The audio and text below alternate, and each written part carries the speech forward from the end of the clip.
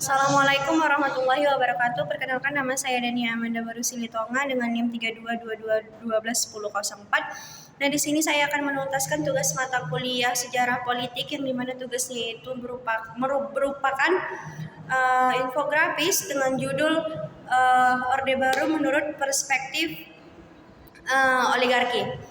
Nah, jadi infografisnya ini ada 3 slide, di mana sumbernya itu saya ambil dari buku Fedi Hadis mengenai oligarki.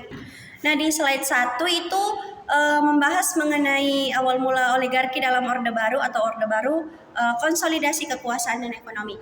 Nah, di situ saya membahas pertama kali pada tahun 1965, di mana Soeharto itu naik ke tampuk kekuasaan di tengah krisisnya ekonomi dan politik. Nah, jadi pada tahun 1965 itu Indonesia berada dalam situasi yang dibilang sangat kacau, karena Soekarno menerapkan sistem demokrasi terpimpin dan ekonomi terpimpin yang akhirnya itu membuat ekonomi itu hancur. Nah, terus ada inflasi di Indonesia yang mencapai lebih dari 600%, yang artinya harga-harga barang itu naik berkali-kali lipat. Jadi banyak industri yang sebelumnya dinasionalisasi malah tidak berkembang karena negara itu tidak punya cukup uang untuk mengelolanya itu.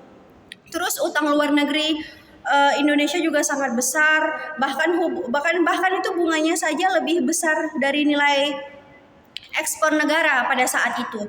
Jadi di sisi politik ada ketegangan besar antara militer dan PKI. Jadi Soekarno mencoba menjaga keseimbangan, tapi akhirnya gagal.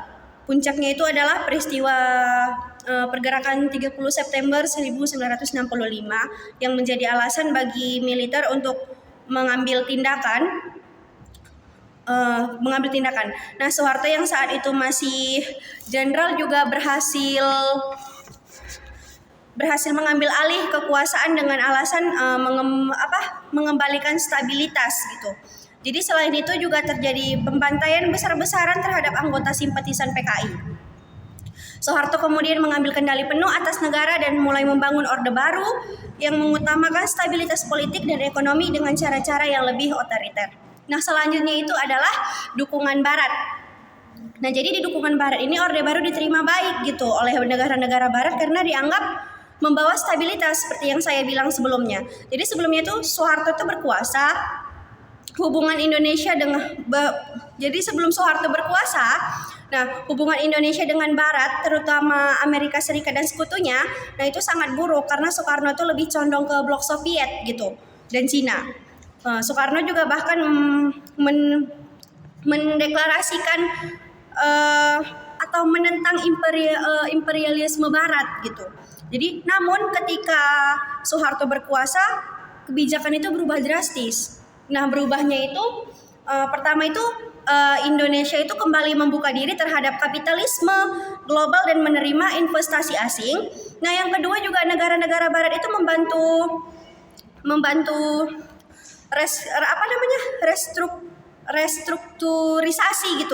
restrukturisasi ulang Indonesia dan memberikan pinjaman serta bantuan ekonomi.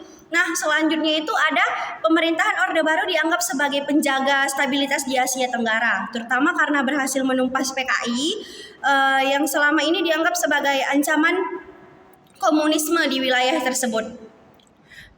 Yang terakhir itu meskipun Orde Baru sangat otoriter dan tidak demokratis, nah Barat tidak terlalu peduli karena yang mereka butuhkan itu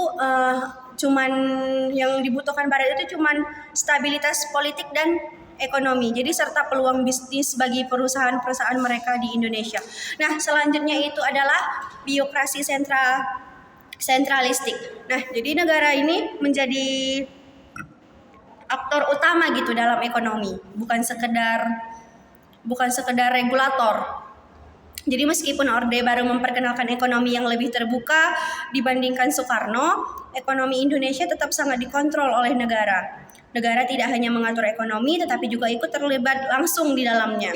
Jadi beberapa kebijakan utama yang menunjukkan biokrasi sentralistik Orde Baru itu, yang pertama itu adalah negara itu mengontrol semua industri strategi seperti perminyakan, Pertamina, perbankan, kehutanan, serta perdagangan komoditas utama seperti beras dan cengkeh. Terus ada perusahaan-perusahaan milik negara kayak BUMN mendapat prioritas dalam berbagai proyek, sementara swasta itu harus mendapatkan izin dulu atau bekerja sama dengan pejabat pemerintah untuk mendapatkan proyek besar atau peluang gitu. Nah, terus selanjutnya itu ada bank-bank pemerintah menguasai lebih dari 90% kredit perbankan dan hanya memberi pinjaman kepada bisnis yang dianggap menguntungkan bagi pemerintah. Akibatnya, ekonomi itu menjadi sangat bergantung pada kebijakan pemerintah. Para pejabat memiliki kekuasaan besar dan menentukan siapa yang boleh menjalankan bisnis dan siapa yang tidak boleh menjalankan bisnis. Nah, selanjutnya itu adalah kapitalisme negara. Jadi di sini sistem ekonomi itu dikendalikan negara melalui jaringan patronase. Yang dimana sistem ekonomi Orde Baru bukanlah kapitalisme murni, tetapi lebih tepat disebut sebagai kapitalisme negara. Nah, ini berarti kayak negara itu tetap memegang kendali atas sektor ekonomi. Nah, negara tetap memegang kendali atas sektor ekonomi utama. Terus sektor swasta berkembang, tetapi hanya bagi mereka yang memiliki hubungan baik dengan pemerintah. Juga para pengusaha yang mendapat proyek besar biasanya itu adalah kroni Soeharto atau pejabat militer yang memiliki akses ke sumber daya negara.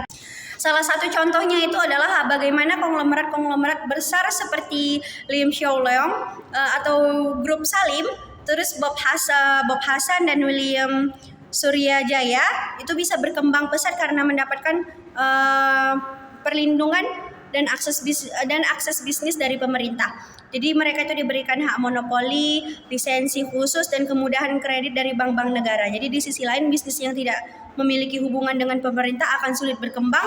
Bahkan jika ada pasang potensial, pemerintah bisa menggunakan regulasi untuk menekan atau menghambat mereka. Nah, selanjutnya itu adalah patrimonialisme administratif.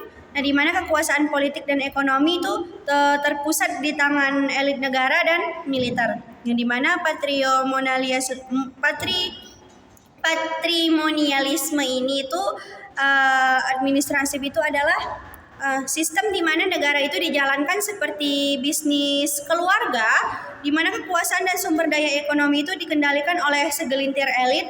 Nah, jadi di Orde Baru itu kekuasaan itu terpusat di tangan pertama itu Soeharto dan keluarganya yang memiliki banyak yayasan dan bisnis pribadi yang didukung negara. Terus ada militer yang bukan hanya mengontrol keamanan, tetapi juga terlibat dalam bisnis seperti Bulog, Pertamina dan berbagai perusahaan militer.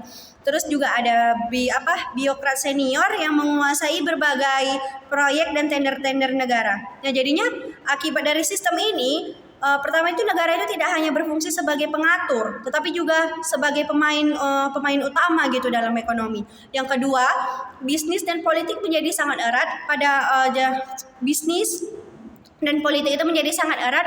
Nah, para pengusaha besar itu harus dekat dengan pejabat pemerintah untuk mendapatkan proyek dan izin usaha gitu. Nah, selanjutnya itu ekonomi dan politik dikuasai oleh kelompok kecil yang saling menguntungkan. Contohnya dari sistem ini adalah yang kayak bagaimana keluarga Soeharto dan kroni-kroninya itu menguasai berbagai sektor ekonomi mulai dari perbankan, konstruksi, kehutanan hingga telekomunikasi. Bahkan juga anak-anak Soeharto memiliki bisnis yang mendapat perilaku istimewa dari negara. Nah, selanjutnya itu dimasuk slide kedua. Nah, di sini ada dominasi negara atas ekonomi dan munculnya oligarki, yang dimana kapitalisme negara dan jaringan patronase. Nah, yang pertama itu kita membahas mengenai proteksi ekonomi, yang dimana negara itu mengontrol sektor-sektor strategis seperti perbankan, industri, dan sumber daya alam.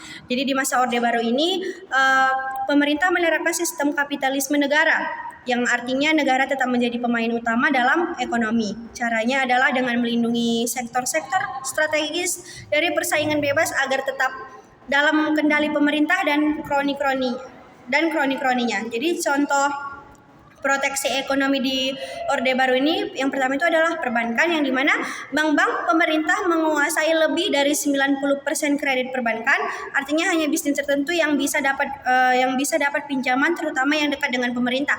Yang kedua ada industri, di mana pemerintah memberi perlindungan kepada industri dalam negeri dengan membatasi impor dan memberikan fasilitas khusus kepada perusahaan-perusahaan tertentu. Yang ketiga, sumber daya alam, di mana sektor minyak, gas, dan kehutanan itu sepenuhnya dikendalikan oleh negara. Nah, misalnya nih, Pertamina. Pertamina itu kan perusahaan minyak negara. Nah, jadi ini Pertamina ini menguasai eksplorasi minyak dan distribusi bahan bakar. Begitu juga dengan industri kayu yang hanya bisa diakses oleh pengusaha yang mendapat izin gitu dari pemerintah. Jadi meskipun Indonesia terlihat seperti negara kapitalis, pasar tidak benar-benar bebas gitu. Jadi negara itu memilih siapa yang boleh sukses dan siapa yang tidak. Nah, selanjutnya itu ada membahas mengenai peran militer.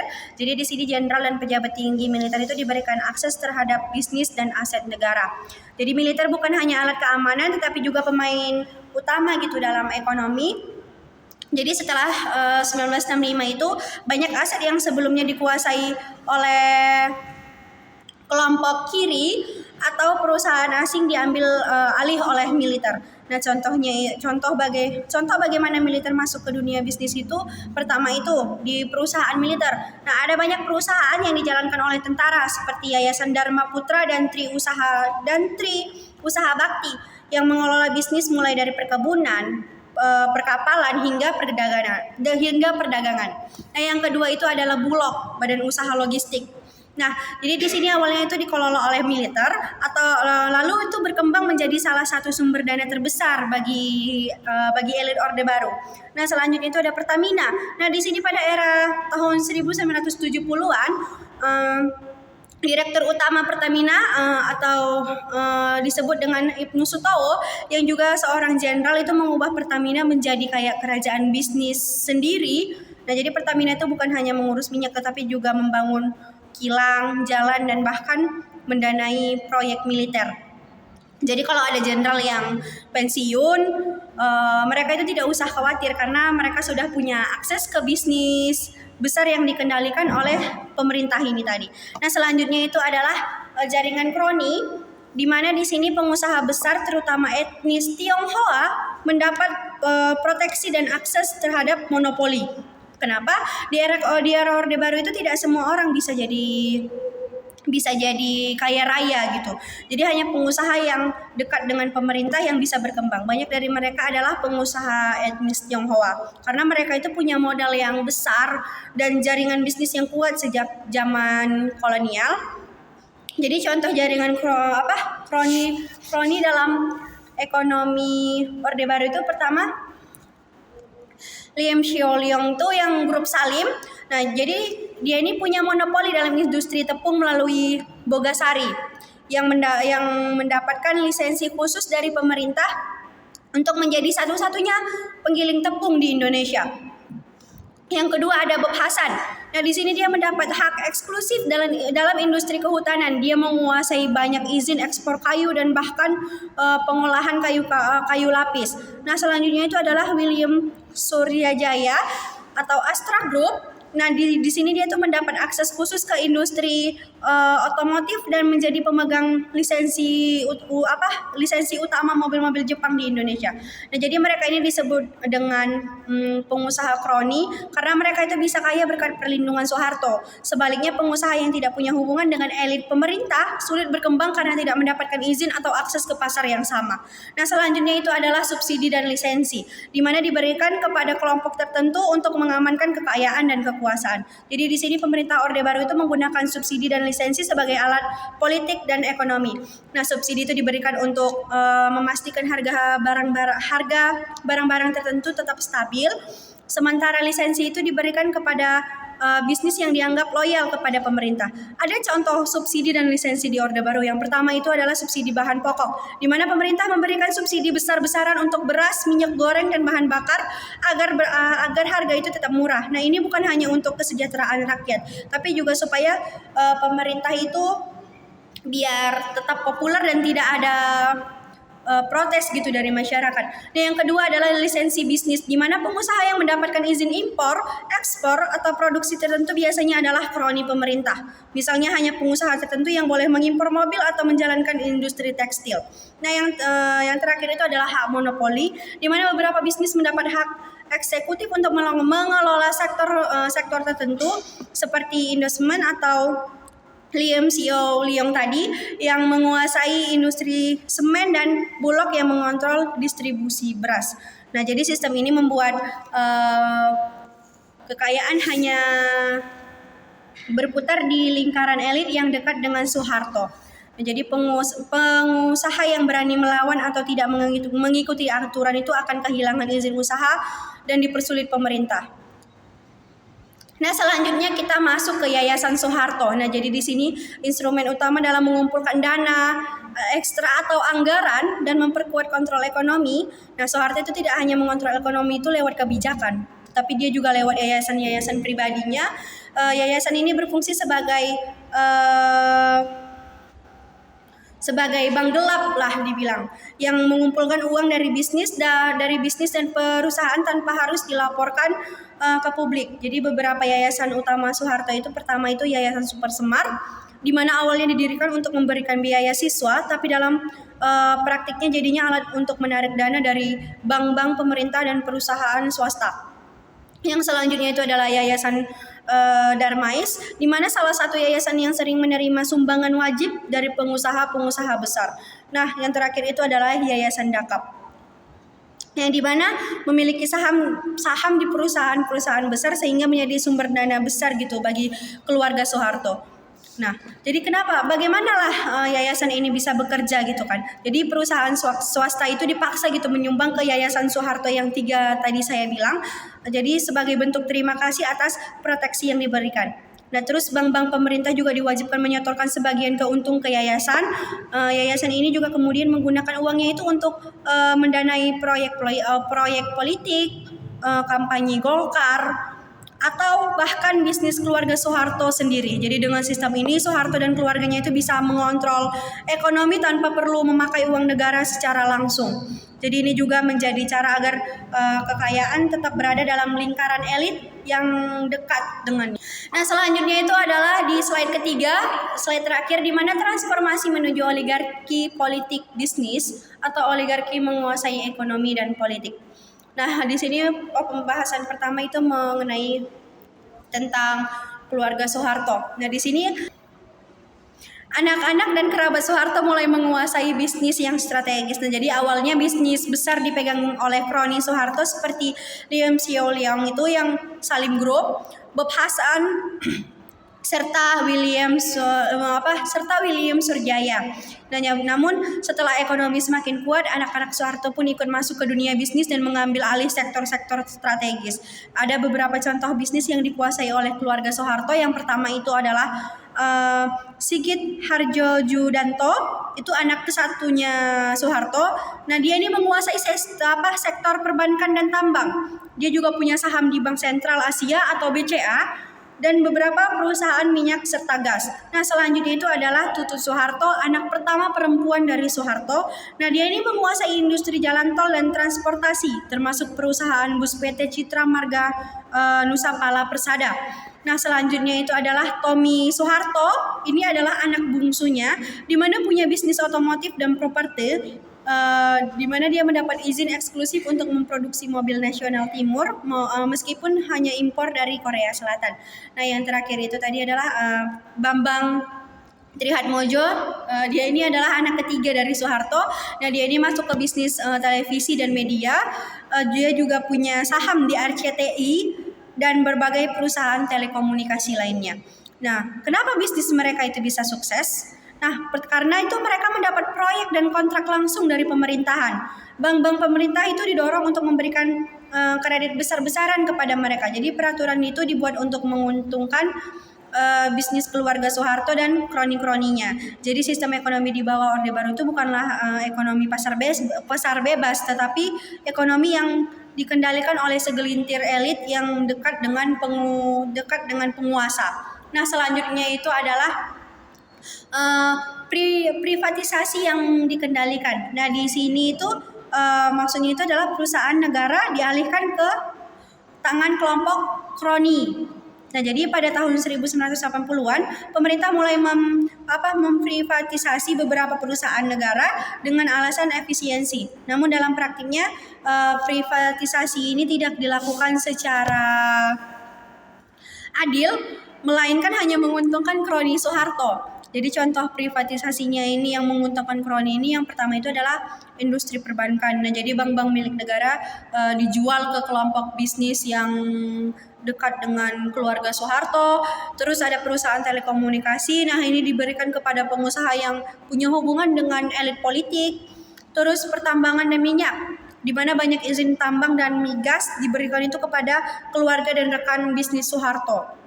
Jadi privatisasi di Orde Baru itu bukan untuk menciptakan pasar yang sehat, tapi untuk memastikan bahwa aset negara itu tetap dikuasai oleh kelompok yang sama. Nah, selanjutnya itu adalah membahas ekonomi politik uang. Nah, di sini itu kapitalisme negara berubah menjadi sistem politik uang dan rente yang dimana setelah ekonomi berkembang, Soeharto tidak lagi hanya mengandalkan kontrol negara, tetapi dia mulai menggunakan sistem rente, di mana kelompok bisnis yang ingin sukses harus membayar kepada elit politik untuk mendapatkan izin dan perlindungan. Nah, bagaimana sistem ini bekerja? Nah, jadi kayak sistem ini bekerja itu melalui kayak pengusaha itu harus memberi upeti gitu, atau sumbangan ke yayasan Soeharto agar bisa mendapatkan kontrak atau izin usaha. Nah, jadi pemerintah memberi monopoli kepada perusahaan tertentu dengan syarat mereka itu mau berbagi keuntungan dengan pejabat negara. Jadi pemilu dan politik itu dibiayai oleh uang dari bisnis kroni. Jadi sehingga politik tidak lagi tentang ideologi, tetapi tentang siapa yang punya uang, tentang siapa yang punya uang paling banyak gitu. Jadi inilah yang disebut dengan politik uang, di mana bisnis dan politik saling menguntungkan. Jadi para politisi itu mendapatkan dana untuk mempertahankan kekuasaan, sementara para pengusaha itu mendapat perlindungan untuk memperkaya diri. Nah, selanjutnya itu adalah dampak jangka panjang gitu. Nah, jadi sistem oligarki ini bertahan hingga era reformasi dengan elit lama tetap berkuasa. Jadi ketika Orde Baru runtuh pada 1998, banyak orang berharap bahwa sistem oligarki ini akan hilang. Namun kekayaannya elit lama tetap bertahan dan masih menguasai ekonomi serta politik hingga sekarang. Kenapa oligarki itu tetap bertahan? Karena elit bisnis yang dekat dengan Soeharto itu masih punya banyak aset dan koneksi politik. Jadi partai politik yang muncul setelah reformasi itu dibiayai oleh orang-orang yang dulu dekat dengan Orde Baru. Keluarga Soeharto tetap kaya dan masih berpengaruh dalam politik. Misalnya ini si Tutut Soeharto yang anak Soeharto tadi, anak perempuan Soeharto, itu pernah mencalonkan diri dalam pemilu.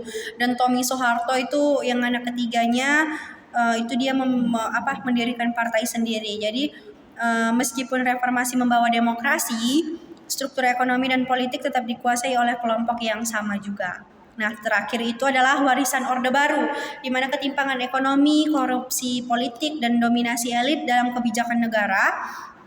Nah, jadi sistem ekonomi yang dibangun Orde Baru itu meninggalkan berbagai masalah besar yang masih kerasa hingga sekarang. Yang pertama itu adalah ketimpangan ekonomi, di mana kekayaan di Indonesia itu hanya berputar di kalangan elit, sementara yang rakyat kecil itu sulit mendapatkan akses ke sumber daya ekonomi. Jadi banyak daerah di luar Jawa tertinggal karena pembangunan hanya berfokus pada kelompok tertentu. Nah, yang kedua itu adalah korupsi politik, di mana budaya korupsi yang dimulai sejak Orde Baru masih kuat. Bahkan setelah reformasi, banyak kasus suap dan politik yang dalam pemilu serta proyek-proyek pemerintah. Nah, yang terakhir itu adalah dominasi elit dalam kebijakan negara. Kebijakan ekonomi dan politik masih sering dibuat untuk menguntungkan kelompok bisnis besar. Banyak pejabat pemerintah berasal dari keluarga atau jaringan bisnis yang sudah kuat sejak Orde Baru. Jadi sistem oligarki yang dimulai pada masa Soeharto tidak pernah benar-benar hilang, tetapi hanya berubah bentuk dalam sistem demokrasi. Sekian pemaparan materi dari saya. Lebih kurangnya saya mohon maaf. Wabillahi taufiq wal hidayah. Wassalamualaikum warahmatullahi wabarakatuh. Terima kasih.